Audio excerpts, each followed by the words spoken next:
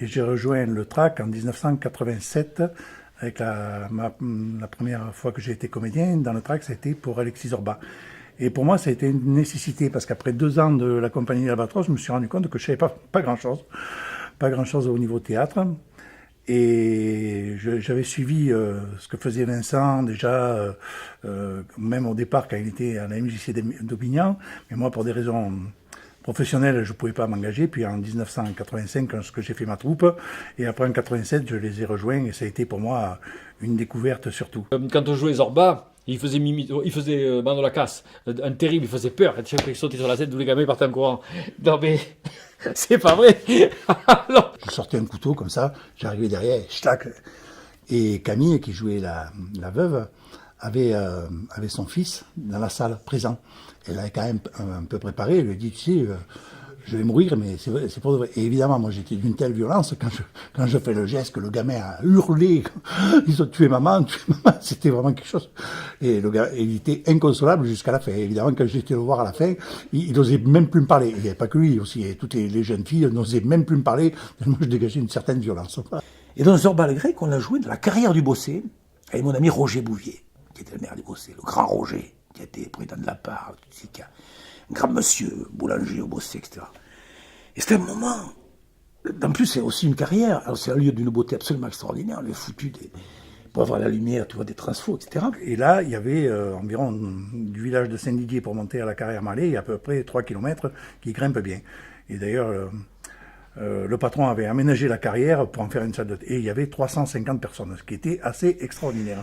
Et cette pièce-là, avec cette lumière, dans les monts du Vaucluse, avec des gens qui étaient dans la communion avec ce texte, avec une immense joie de vivre. C'est vrai, souvent, moi, je suis le TRAC, la joie de vivre, la grande joie de vivre que j'ai avec le TRAC. C'était peut-être la première fois que je jouais en extérieur, et bon, c'est toujours un peu les problèmes de voix, et là, dès les premières phrases, c'était complètement magique.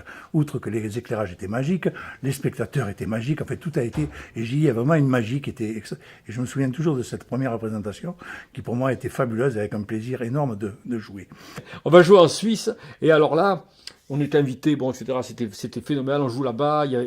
Parce que à Genève, il y avait une très grosse communauté grecque, et notamment crétoise, et on est là-bas. Donc on joue, ça se passe très bien. Le théâtre est bondé. Et après, ils nous amène dans un restaurant qui s'appelle Le Zorba à Genève. Et là, terrible. Terrible. Rétiné à tour de bras, on a bu plus que de raison, je ne me rappelle plus, on cassait les assiettes comme eux, on faisait tout, et je dis tellement qu'ils ont dit, mais les Français ils sont pires que les Grecs, quoi, tu vois, un truc, une fiesta debout sur la table. Zorba le Grec, c'est le Grec type pour moi, c'est celui qui dit au patron, tu sais, il dit, le patron jette ses livres, bois du raki, danse et fait l'amour avec la veuve, tu vois. Donc ça, c'est la Méditerranée, ça c'est la force de la Méditerranée. Et aussi, il dit, je n'espère rien, je ne crains rien, je suis libre. C'est deux phases, la Méditerranée, l'ombre et la lumière. Et peut-être la lumière parce qu'il y a l'ombre. On a des moments savoureux quand on a joué Zorba, Hervé, tu te rappelles, à Calais, Eleni Kazantzakis est venue. Alors Eleni Kazantzakis, c'est la veuve de Nikos Kazantzakis, l'auteur de Zorba. Et quand elle nous a vus, elle était tellement partie dans une envolée, c'était une dame âgée. Quand elle m'a vu, elle me dit mon Nikos, parce qu'elle allait m'embrasser sur la bouche. Elle a vu son mari, quoi, jeune. Après, ils sont allés le jouer donc, en Grèce, à Vervari, à Sitia, à Nikos Petrakis, qui m'en a parlé après comme un des grands moments. Malheureusement, j'étais pas à Sitia. C'était à l'époque, c'était la première fois que je prenais l'avion. Voilà, c'est pour aller en Crète avec le TRAC où j'ai pris l'avion pour la première fois.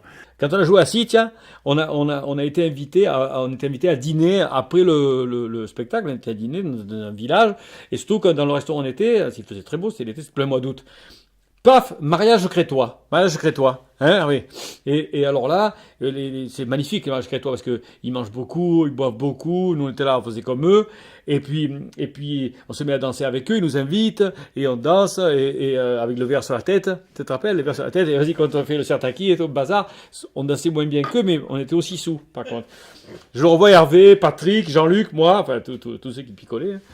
Et alors. On était à 5 ou 6 km peut-être de l'hôtel, et il y avait un taxi qui faisait la navette pour nous ramener. Et nous, on décide à 5 h du matin, peut-être, on dit non, mais nous, on rentre à pied.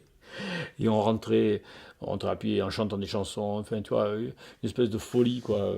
J'espère que ça dure encore au track aujourd'hui, ça. Mais c'était tellement magnifique. Bon, c'était, voilà, quoi.